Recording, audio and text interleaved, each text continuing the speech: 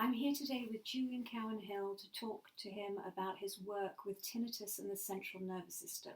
Hi, Julian. Hi.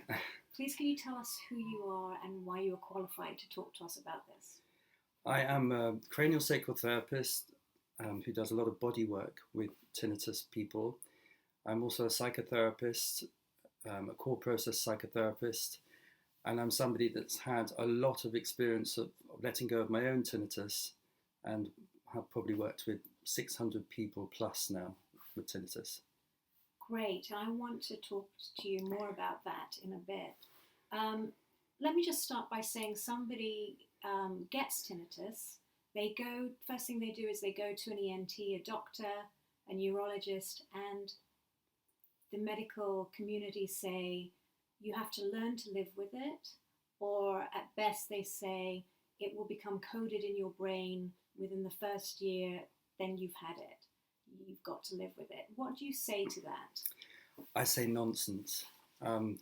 It's absolute nonsense that tinnitus is something that cannot get better.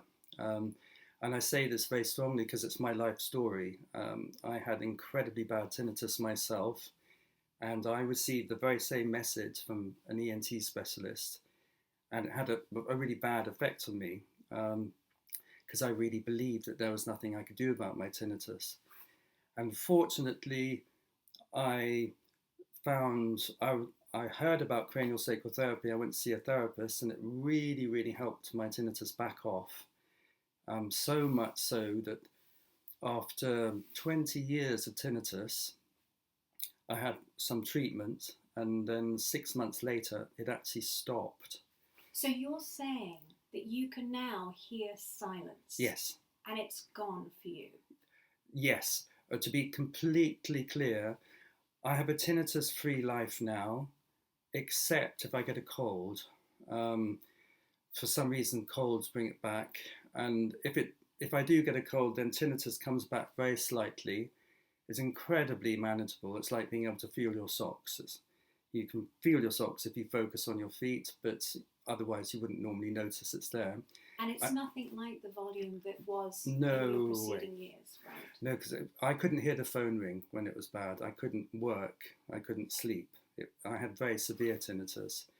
And these days, when I get a cold, it appears very mildly, and then it backs off again when the cold goes.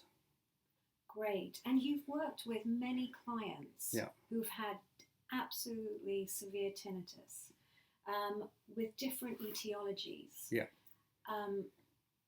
People on the forums of the tinnitus community sincerely believe that they have this for life and that there's nothing they can do about it. Yeah. But your work with the central nervous system and with these 600 plus patients has proven otherwise.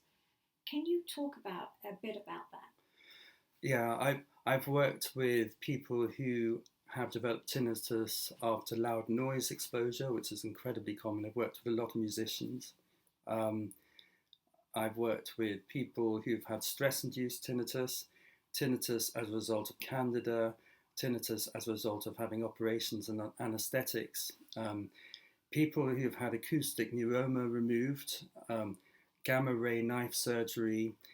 I've had a huge range of different tinnituses walking in through the door, and there's not one single kind of tinnitus that hasn't responded. And so you're talking about chronic patients, which is itemized after 1 year. They've had tinnitus for longer than a year, and you still see... Yes, I've worked with people who've had tinnitus for 20 years, like me. I've worked with tinnitus it's just appeared in the last month or so. I mean, a huge different range. And even the most extreme cases of tinnitus, I've experienced, and the client lying on the couch has experienced the actual sound of it changing, or the sound of it quietening down, or the intensity of it backing off. And in some rare cases, and unfortunately this is the exception and not the rule, the tinnitus has stopped after one session or during a session, and it hasn't come back. But that's I would say that's probably 5% of the people I've worked with. It's a small number anyway. So with the work that you do, it's psychotherapy, it's craniosacral therapy, it's body-based therapy and mind exercises as well, which is connected to the body. Let's talk a bit about, first of all, craniosacral therapy with specific relation to the areas regarding tinnitus. Okay. Well, in cranial work, you tune into the body and you feel the activation that's there. So it's very sensitive work, and you tune into the tissues and you can feel how that part of the person is buzzing or pulsing, or if it's in shock, it's shaky, trembly, or if it's completely numb and shut down. And with the work, you can help release the charge that's held in the tissues. And the aim of the work is to drop people into stillness. So you get the whole central nervous system to let go. And when this happens, it's a wonderful experience. The mind goes calm and clear, and the body just kind of melts or relaxes very deeply. So craniosacral therapy is named after the craniosacral plexus, nerve plexus in the central nervous system, which is a part of the body that brings people out of the stress response or fight or flight response. So quite literally, it can bring the adrenal levels down. And there are very particular areas, the cranial base, where you activate the vagus nerve, which brings about more of a response in the parasympathetic nervous system. That's the part of the autonomic nervous system, that the automatic responses in the body that brings the stress levels down. And the sacrum, the bone at the base of the spine, taking up contact with the sacrum, you can also access the lower body's version of the de-stressing part of the central nervous system. So the short answer is you can help the automatic part of the nervous system settle, and you can go very specifically into the local tissues and feel the buzz, the tingling, the activation, and get it to smooth out and soften and drop into stillness, which is the way we describe it. And this includes areas around the auditory nerve. Absolutely. Itself. So for example, with a contact around the ears, you can feel the temporal bone movements. You can also feel into the tentorium, a membrane going deep inside the central nervous system. You can kind of tune into various structures, and you can feel very specific information. Sometimes it's shut down, it's numb, and it's quite hard to get in there. But with a bit of work, it can open up and you can really start to feel more and more the more you work with someone. So those figures you just gave us was for particular sessions, but we're talking about work over some time can help the majority of tinnitus cases. I believe so, that every once in a while somebody comes in and they're like a block of concrete and they're non-responsive. And I'm the first person to say, actually, it might be good for you to go and see a deep tissue masser, or maybe it'd be good to work through some of these really big issues with a psychotherapist. Well, there are many people on the forums that would look at craniosacral therapy and think it was airy-fairy, or even massage. They want a hard and fast cure. What do you say to that? There's no quick fix. I wish there was. And while we're waiting for the magic pill, so to speak, and I really hope they discover a way of interacting with the nervous system medically so that it can help symptoms back off, because then that makes everything more manageable.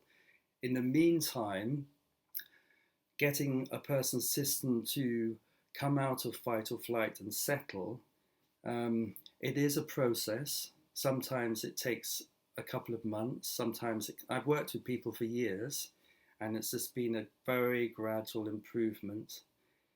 Other people, you get quite a steady improvement, and it really boils down to the person, how committed they are, how they they get a handle on the work, how it works. They get a sense of their symptoms and how it can change, and their commitment to do the work until they get good enough, they're better enough. Right, and your work covers not just craniosacral therapy, but a whole host of therapies that work with the central nervous system, and you've written a book about it. We will talk later about maybe specific exercises from that book. I do want to say that the tinnitus community does still firmly believe, they get tinnitus, that's it, it's here, no matter what happens, it's here to stay. But I have read from you that you believe that systems are changing all the time, the central nervous system, the hearing system. Yeah. Can you talk a bit about that? Yes, the way we hear is not fixed. So if you compare waking up after a nightmare and you're in a state of red alert, the tiniest noise on the landing or a rap at the window can make you jump out of your skin. So it's like you have huge ears that are enormously receptive and sensitive and switched on, and the tiniest bit of input coming in can have a huge reaction. Compare that to falling asleep at a party. You're having a great time, you're a bit sleepy, and you find a sofa, a comfortable chair, and you fall asleep, and there's a massive amount of noise at the party, and people are screaming, there's loud music, dancing, and yet you can sleep like a baby. In that situation, your ears, they're very, very small, and they're very non-responsive, and you can filter out so much information there and sleep like a baby. People with tinnitus tend to be the former. They get stuck into a pattern of hyper red alert sensitivity, and their ears start constantly monitoring and checking the environment as if there's some predator out there. And that creates such activation that you end up hearing your own central nervous system. That's what tinnitus is. It's hearing your own central nervous system. Not only do you hear the external noise coming in, but we end up listening to the noise of the central nervous system.